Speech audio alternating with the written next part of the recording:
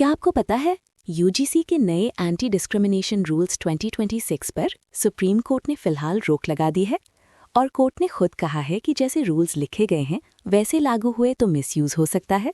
और हाँ, अगर आप कम टाइम में और आसान भाषा में न्यूज़ समझना पसंद करते हैं तो बिहाइंड द खबर को सब्सक्राइब कर लीजिए। अब सीधी भाषा में समझते हैं कि हो क्या रहा है। सुप्रीम कोर्ट के 2 जज बेंच चीफ जस्टिस सूर्यकांत और जस्टिस मल्ल्या भागची ने यूजीसी के promotion of equity in higher education regulations 2026 पर इंटरिम स्टे लगा दिया है। कोर्ट ने क्लियर किया है कि जब तक फाइनल डिसीजन नहीं आता तब तक 2012 का पुराना इक्विटी फ्रेमवर्क ही लागू रहेगा। यूजीसी के नए रूल्स का कहना था कि कॉलेजेस और यूनिवर्सिटीज़ में कास्ट, रिलीजन, जेंडर, डिसेबिलिटी जैसे ग्राउंड्स पर डिस्क्रिमिनेशन को स्ट्रिक्टली रोका जाए। इसके लिए मैंडेटरी किया गया equal opportunity centre, equity committee, 24/7 helpline और स्ट्रिक्ट टाइमलाइंस। यहाँ तक कि नॉन कंप्लायंस पर यूजीसी यूनिवर्सिटी की रिकग्निशन तक कैंसिल कर सकता था।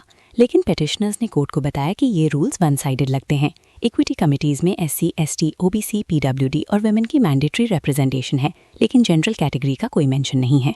इससे ये अजम्पशन बन जाता है कि डिस्क्रिमिनेशन सिर्फ एक तरफ होता है, जबकि ग्राउंड रियलिटी इतनी सिंपल नहीं होती। कोर्ट के सामने ये भी कंसर्न रखा गया कि रूल्स की लैंग्वेज काफ़ी एक है। इसका मतलब छोटी एकेडमिक या पर्सनल डिसएग्रीमेंट्स को भी डिस्क्रिमिनेशन का केस बनाया जा सकता है, और अगर मिसयूज हुआ तो सबसे ज्यादा रिस्क जनरल कैटेगरी को टारगेट किए जाने का हो सकता है। सुप्रीम कोर्ट ने प्राइमा फेशे कहा कि अच्छे इंटेंशन के बावजूद ये रूल समाज को डिवाइड कर सकते हैं अगर इन्हें क्लियरली डिफाइन नहीं किया गया। इसीलिए कोर्ट ने अभी रूल्स पर रोक लगाई है और यूजीसी और सेंट्रल गवर्नमेंट से कहा है कि लैंग्वेज को रिफाइन करें ताकि कोई मिसयूज ना हो सके। ये केस ये बताता है कि सिर्फ नियत अच्छी होना काफी नहीं होता। पॉलिसी बैलेंस्ड, क्लियर और मिसयूज प्रूफ होनी चाहिए, वरना प्रोटेक्शन के नाम पर वो टारगेटिंग का टूल बन सकती है। अगर आप पहली बार इस चैनल पर आए हैं तो बिहाइंड द खबर को सब्सक्राइब करना मत भूलिए।